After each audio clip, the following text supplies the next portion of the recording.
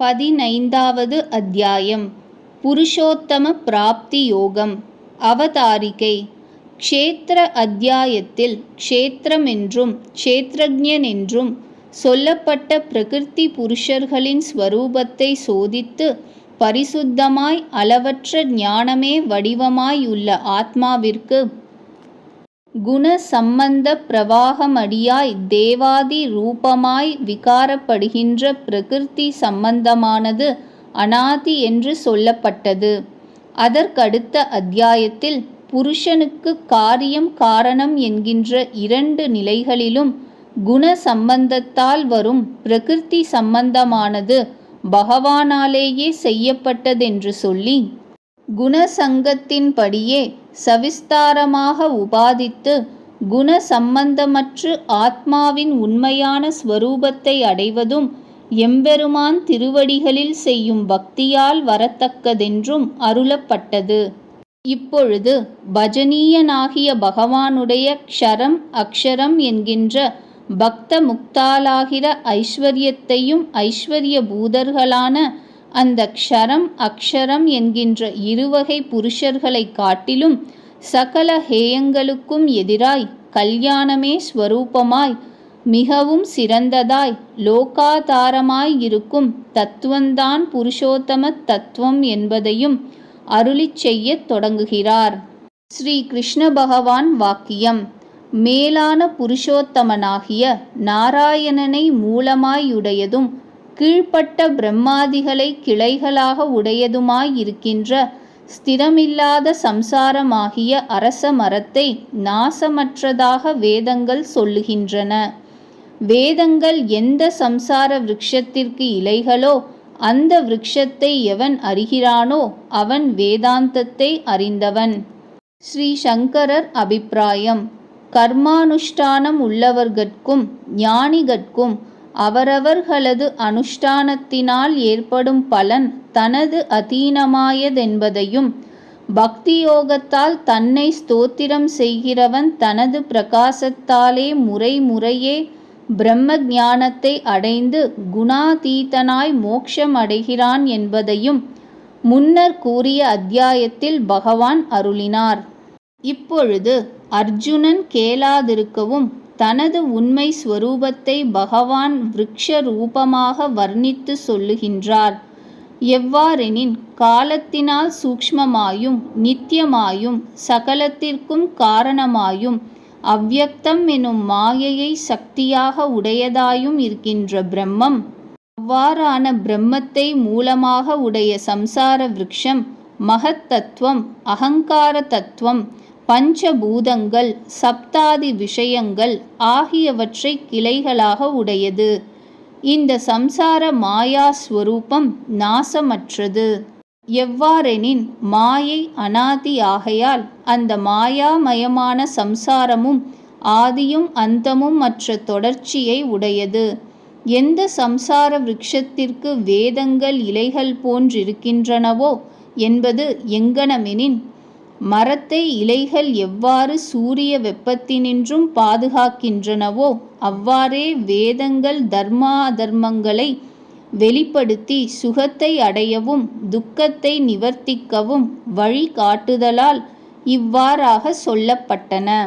இவ்வாறு சமூலமான சம்சார விருட்சத்தை எவன் அறிகின்றானோ அவன் வேதாந்தத்தை பூரணமாக கவனித்தவன் என்றால் பிரம்மமாகிய பிரபஞ்சத்தையும் அறிந்த சர்வஜன் ஆகின்றான். உலகத்தில் பல விருட்சங்கள் இருக்க அஸ்வமரத்தை கூறுவது என்னையோவெனின், அடுத்த நிமிஷத்தில் இருக்கின்ற தன்றென்னும் பொருளை பயப்பிக்கின்றபடியாலும் சம்சாரமும் அத்தகைய ஸ்வபாவம் உடைமையாலும் அஸ்வத்தம் என்று சொல்லப்படுகின்றது. இது கருத்து நரசிம்ம புராணத்தில் கூறப்பட்டு உள்ளது. அதாவது அவ்யக்தமாகிற வேரிலிருந்து உண்டானதும் அந்த அவ்யக்தனினுடைய ஒத்தாசையினால் ஓங்கி வளர்ந்ததும் புத்திகளாகிற கிளைகள் நிறைந்ததும் இந்திரியங்களின் துவாரங்களாகிற பொந்துகளை உடையதும் பஞ்சபூதங்களாகிற பக்க கிளைகளை உடையதும் சப்தம் முதலிய விஷயங்களினால் இலைகளையும் கிளைகளையும் உடையதும் கர்ம தர்மம் அதர்மங்களாகிற புஷ்பங்களை உடையதும் சுகம் துக்கம் ஆகிய பழங்கள் உண்டாகக்கூடியதும் எல்லா பிராணிகளும் அடையக்கூடியதும் ஆகிய அனாதியாகிய பிரம்ம விருட்ச பிரகிருத்தியாகிய விருட்சம், அந்த பிரகிருத்தியாகிற மரத்திற்கு இந்த பிரகிருத்தியே காடும். அப்படிப்பட்ட இந்த மரத்தை ஞானமாகிற உயர்ந்த கத்தியினால் வெட்டியும் பிளந்தும் அதனாலேயே ஆத்மாவினிடத்தில் ஆசையை அடைந்து எதிலிருந்து மீண்டும் திரும்புகிறதில்லையோ அப்படிப்பட்ட ஆத்மாவை அடைகிறான். ஸ்ரீ ராமானுஜர் அபிப்பிராயம். க்ஷேத்திர க்ஷேத்திரஜ்ஞர்களை குறித்து சொன்ன 13வது அத்தியாயத்தில் பிரகிருதி புருஷர்களுடைய ஸ்வரூபத்தை விசாரித்து பரிசுத்தனும் பரிபூர்ண ஞான காரணமும் ஆன ஜீவனுக்கு பிரகிருதி சம்பந்தமான குணத்ரயங்களை உடைய பரம்பரா சம்பந்தத்தினால் உண்டான தேவ மனுஷ்யாதி சரீர ரூபமாயுள்ள பிரகிருதி சம்பந்தமானது அநாதி என்று சொல்லப்பட்டது. 14வது அத்தியாயத்தில் அந்த ஜீவனுக்கு காரிய காரண ரூபமாய் உண்டான பிரகிருதி சம்பந்தமானது குண சம்பந்த மூலமாய் பகவானால் செய்யப்பட்டதென்றும் அந்த குண சம்பந்தம் இப்படிப்பட்டதென்பதை விவரித்துச் சொல்லி அந்த குண நிவிருத்தியினால் ஆத்ம நிஜ ரூபத்தை அடைவதற்கு பகவத் பக்தி முக்கியமானதென்பதும் சொல்லப்பட்டன. 7 லோகங்களில் சிரேஷ்டமான சத்திய லோகத்தில் இருக்கின்ற சதுர்முக பிரம்மாவினால் இந்த பிரபஞ்சம் சிருஷ்டிக்கப்பட்டபடியால் இந்த பிரபஞ்சத்திற்கு சதுர்முக பிரம்மா ஊர்த்வம் மேலாகவிருக்கின்ற மூலம் காரணமாய் இருக்கின்றார். அந்த 7 உலகங்களில் கீழான பூலோகத்தில் இருக்கின்ற மனிதன், பசு, பக்ஷி, பூச்சி, புழு, ஸ்தாவரம் முதலிய சகலமும் அதசாக்கம், கீழே இருக்கின்ற கிளைகள். ஞானோதயம் ஆகிற வரையில் சம்சாரம் தொடர்ந்திருப்பதால் பிரவாக ரூபத்தினால் அவ்யயம் நாசமற்றது.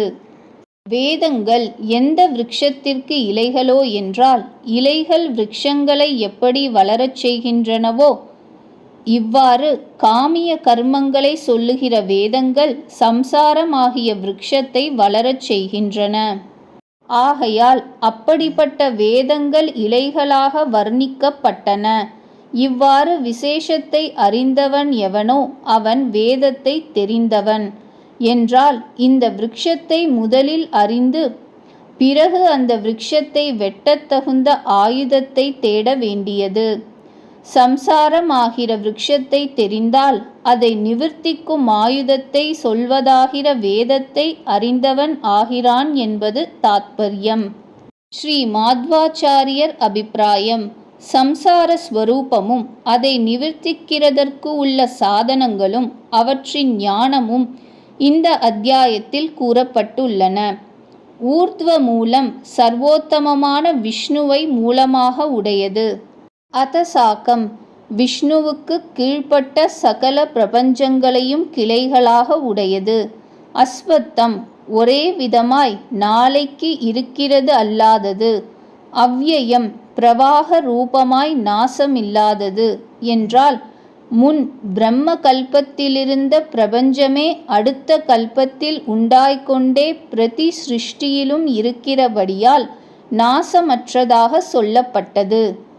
சந்தாம் ஹியஸ்ய பர்ணானி வேதங்கள் இலைகள் என்றால் இவைகள் உண்டான பிறகுதான் காய் முதலிய பலன்கள் உண்டாகின்றன. அவ்வாறே வேதங்களால் சுகிருத்த துஷ்கிருத பலன் புண்ணிய பாப பலன்கள் உண்டாகின்றன என்று கூறா நிற்பர். உட்கருத்து ஊர்த்வம் உத்தமமானவர்களும் மேலானவர்களுமான விஷ்ணுவையும் சித் அச்சித் பிரகிருதிகளையும் மூலம் அதாவது மூலாகாரமாக உடையது. இவர்களுக்கு கீழ்ப்பட்ட பஞ்ச மகாபூதங்கள் மகத் தத்துவம், அகங்கார தத்துவம், புத்தி இவைகளையும் இவைகளுக்கு அபிமானி தேவதைகளையும் கிளைகளாக உடையது. பிரவாக ரூபமாய் நித்தியமாகையாலும் பூர்வ கல்பத்தில் இருந்தபடி இந்த கல்பத்திலும் இருக்கிறபடியாலும் அவ்யயம் நாசமற்றது. அதாவது வேதங்களையும் வேதாபிமானி தேவதைகளையும் இலைகளாக உடையது.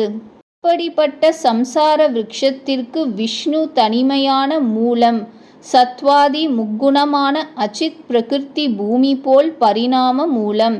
சித் பிரகிருதி அச்சித் பிரகிருதிக்கு அதிஷ்டாதா என்றால் ஞாபகத்துவத்தை உடையது என்று அறிய வேண்டியது. சத்வாதி முக்குணங்களாலே விருத்தி அடைந்தும் சப்தாதி விஷயங்களை தளிர்களாக உடையத்தாயும் இருக்கின்ற அந்த சம்சார விருட்சத்தின் கிளைகள் கீழுலகங்களிலும் மேலுலகங்களிலும் பரவி இருக்கின்றன. மனுஷ்யலோகத்தில் கர்ம சம்பந்தத்தை உண்டு பண்ணிய வேர்கள் கீழ்மேலுலகங்களில் எவ்விடத்திலும் பரவி இருக்கின்றன. ஸ்ரீ சங்கரர் அபிப்பிராயம்: ஞான கர்ம பலன்கள் தான் வியாபித்திருக்கின்ற கிளைகள். அந்த தேகத்தினால் விருத்தியாகிற விஷயங்கள்தான் துளிர்கள். ஸ்ரீ ராமானுஜர் அபிப்பிராயம்: சப்தலோகத்திற்கும் மேலாயிருக்கும் சதுர்முகனை ஆதியாய் உடையதாகையால் இந்த விருட்சத்தின் வேர் மேலே இருக்கிறதென்றும், பூமியில் வசிக்கும் சகலமான மனிதர், பசு, மிருகம், பூச்சி, புழு, பக்ஷி, தாவரம் இவைகளை முடிவாயுடைத்தாய் இருக்கையாலே கிளை கீழே இருக்கிறதென்றும் சொல்லுகிறது. இவ்வாறு கீழ்ப்புறத்தில் மனுஷ்யர் முதலானோரை கிளைகளாக உடைய அம்மரத்திற்கு அவரவர் கர்மமடியாக அநேகம் கீழ்கிளைகள் உண்டாய் மீண்டும் மனுஷ்யாதி ரூபமாய் பரவுகின்றன. அப்படியே மேலும் கந்தர்வர், யக்ஷர் என்று இப்படி வெகுவாய் பரவுகின்றன. அவைகளோ சத்வம் முதலிய குணங்களால் மேன்மேலும் சப்தம் முதலிய விஷயங்களை தளிராக கொண்டு வளர்கின்றன. பிரம்மலோகத்தில் வேறிட்டு மனிதரை நுனியாக உடைய இம்மரத்திற்கு இந்த மனுஷ்யலோகத்திலும் கீழே வேர் ஓடுகின்றன. இவைகளும் கர்மமடியானவைகள் என்றால் மனிதராய் இருக்கும் பொழுது செய்த கர்மங்களால் கீழே மனுஷ்யாதிகளும் மேலே கந்தர்வாதிகளும் உண்டாகிறார்கள் என்றபடி. இதில் ஸ்வரூபமும் ஆதியும் அந்தமும் இதன் இருப்பும் இவ்வுலகத்தில் தெரிகிறதில்லை என்றால், இந்த விருட்சம் நான்முகன் தொடங்கியதாகையால் இதற்கு வேர் மேலுலகத்தில், அவன் சத்தான பரம்பரையான மனிதரை நுனியாயுடையதாகையால் இதன் நுனி கீழுலகத்தில், மனிதராய் இருக்கையில் செய்த கர்மங்களையே வேறாக கொண்டு மறுபடி கீழும் மேலும் கிளைகளால் பரந்திருக்கின்றது என்றிவ்வாறு இவ்வுலகத்திலுள்ள சம்சாரிகள் அறிகிறது இல்லை. மற்றபடி நான் மனுஷ்யன், நான் தேவதத்தனுக்கு புத்திரன், யக்ஞத்துக்கு பிதா, எனக்கேற்ற பாரியை முதலானோரை உடையவன் என்று இவ்வளவு மாத்திரம் தெரிந்து கொள்ளுகின்றார்கள். இந்த விருட்சமானது குணமயமான போகங்களில் பற்றை ஒழித்தால் நசித்து போமென்றும், குண சம்பந்தந்தான் இதற்கு ஹேதுவென்றும் அறிகிறது இல்லை.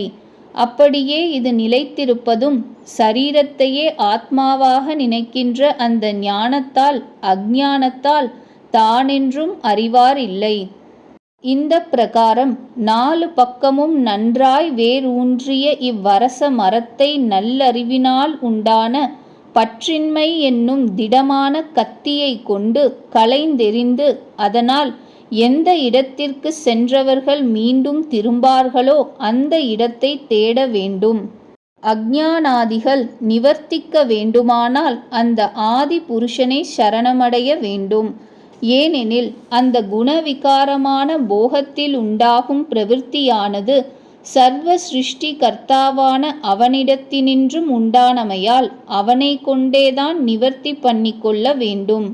இவ்வாறு என்னை சரணமாக அடைந்து தேகமே ஆத்மா என்கின்ற அபிமானத்தையும் குணமயமான போகத்தில் பற்றையும் ஒழித்து ஆத்ம ஞானத்தில் ஊன்றியவர்களாய் சமஸ்த ஆகமங்களையும் ஒழித்து இன்பம் துன்பம் எனும் இரண்டினின்றும் விடுபட்டவர்களாய் அளவற்ற ஞானமே வடிவான ஆத்மஸ்வரூபத்தை உள்ளபடியே அடைகின்றார்கள். அந்த ஆத்மாவாகிய ஜோதியை சூரியனும் பிரகாசம் செய்கிறதில்லை, சந்திரனும் பிரகாசம் செய்கிறது இல்லை, அக்னியும் பிரகாசம் செய்கிறது இல்லை. ஞானமல்லவோ எல்லாவற்றையும் பிரகாசம் செய்கின்றது. வெளியேயுள்ள வெளிச்சங்கள் விஷயங்களோடு இந்திரியங்கள் சம்பந்தப்படுவதற்கு தடையாகிய இருட்டை போக்கடித்து கொண்டு அதன் வழியாக உபகாரம் செய்கின்றன. இந்த ஆத்மாவை பிரகாசம் செய்யக்கூடியது யோகம். அதற்கு தடையானது அனாதியாகிய கர்மம். அதை நிவர்த்தி செய்யக்கூடிய உபாயமும் மேற்கூறப்பட்ட பகவானிடத்தில் சரணாகதியை காரணமாக உடைய ஆசை இல்லாமை முதலியவை எதை அடைந்து மீண்டும் திரும்புகிறதில்லையோ அவ்வாறான உயர்ந்த ஜோதி என்னுடையது. அதாவது எனக்கு விபூதியாகிய என்னுடைய அம்சம் சூரியன் முதலியவைகளும் பிரகாசம் செய்யக்கூடியதாகையினாலே அது மேலானது என்பது. சூரியன் முதலிய வெளிச்சங்கள் ஞானமாகிற வெளிச்சத்தை பிரகாசம் செய்யக்கூடியவைகள் அல்ல. ஞானமே அல்லவோ எல்லாவற்றையும் பிரகாசம் செய்கிறது.